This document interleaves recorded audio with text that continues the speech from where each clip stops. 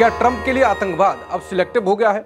Afghanistan, Iran, Somalia सब पर travel ban, लेकिन पाकिस्तान जो दुनिया का घोषित आतंक का गढ़ माना जाता है वो इस लिस्ट से बाहर क्यों है? क्या आतंकवाद पर अमेरिका की नीति अब राजनीति से चल रही है? नमस्कार, मैं हूं अंकुर और आप देख रहे हैं सत्य हिंदी। आज बात करेंगे उस फैसले की जिसने भारत के साथ साथ पूरी दुनिया को चौंका दिया है। अमेरिका के राष्ट्रपति ट्रंप ने एक नया कार्यकारी आदेश जारी किया है जिसमें 12 देशों के लोगों को अमेरिका में घुसने से रोक दिया गया है और 7 दूसरे देशों पर आंशिक बैन लगाया गया है। ये बैन 9 जून 2025 से लागू होगा और ट्रंप का दावा है ये आदेश अमेरिकी राष्ट्रीय सुरक्षा के लिए ज़रूरी है, जिससे आतंकवादी हमला अमेरिका में ना हो पाएँ, आतंकी अमेरिका में ना घुस पाएँ। लेकिन सबसे बड़ा सवाल ये है, पाकिस्तान का नाम इस लिस्ट से क्यों नहीं है? ये जानने से पहले ये जान लेते हैं कि कौन कौन है इस ट्रैवल बैन की लिस्ट में। इस लिस्ट में Afghanistan, Myanmar, Chad, Congo, Equatorial Guinea, Eritrea, Haiti, Iran, Libya, Somalia, Sudan और यमन हैं।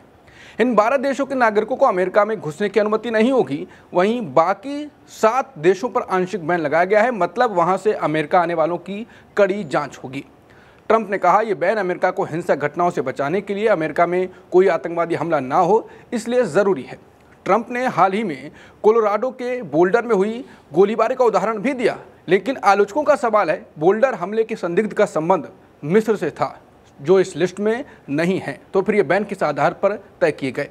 क्या ये बैन वास्तविक खतरे की पहचान पर आधारित हैं या राजनीतिक मंशा पर? अब बात पाकिस्तान की।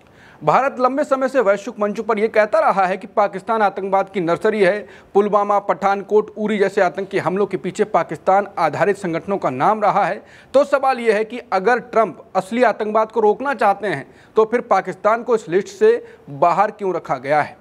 क्या ये राजनयिक मजबूरी है या फिर पाकिस्तान के साथ कुछ अनकहे संबंध हैं? अगर संबंधों की बात करें तो राष्ट्रपति और व्यापारी ट्रंप और पाकिस्तान के गहरे संबंध तो हैं। दरअसल ट्रंप के परिवार की एक ऐसी कंपनी में 60% हिस्सेदारी है जिसने पाकिस्तान क्रिप्टो करेंसी काउंसिल से सौदा किया है। ये सौदा जल्दबाजी में गठित पाकिस्तान क्रिप्टो काउंसिल और वर्ल्ड लिबर्टी फाइनेंशियल के बीच हुआ। वर्ल्ड लिबर्टी फाइनेंशियल के शेयर होल्डरों में ट्रंप के 2 बेटे एरिक और डोनाल्ड ट्रंप जूनियर, साथ ही उनके दामाद जेरेड कुशनर शामिल हैं। इस सौदे की क्या अहमियत है ये इससे समझा जा सकता है कि सौदे की बातचीत करने पहुंची उस कंपनी की टीम का खुद पाक सेना प्रमुख आसिम मुनीर ने न सिर्फ व्यक्तिगत रूप से स्वागत किया था बल्कि उनकी शहबाज शरीफ के साथ बैठक भी कराई थी। रिपोर्टों में ऐसे ही ट्रंप के करीबियों के और भी बड़े व्यापारिक हित की खबरें सामने आई। यह घटनाक्रम भारत पाक तनाव के बीच के पहले के हैं और तनाव के बीच ट्रंप ने क्या क्या किया, क्या नहीं किया, वो सबको मालूम ही है। ट्रंप ने अपने पहले कार्यकाल में भी ऐसा ही ट्रैवल बैन लगाया था जिसे कोर्ट में चुनौती दी गई थी और जिसने अमेरिका में भारी विरोध झेला था। अब 2025 में फिर वही रणनीति अपनाई गई है। इसी क्रम में उन्होंने हार्वर्ड यूनिवर्सिटी में नए विदेशी छात्रों पर भी वीज़ा रोकने का आदेश दिया है, जिससे छात्रों में भारी उत्साह भी है। सोशल मीडिया प्लेटफॉर्म एक्स पर इस फैसले को लेकर ज़बरदस्त बहस हो रही है।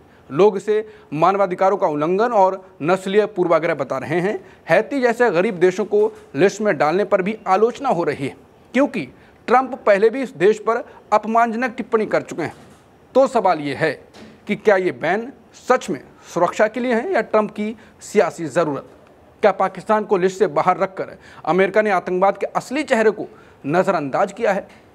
सोचिए ज़रूर, क्योंकि सच्चाई वह नहीं होती जो दिखती है बल्कि जो छुपाई जाती है। ऐसी और खबरों के लिए आप बने रहें सत्य हिंदी के साथ। अगर आपने सब्सक्राइब नहीं किया है तो सब्सक्राइब करें, देर ना करिए।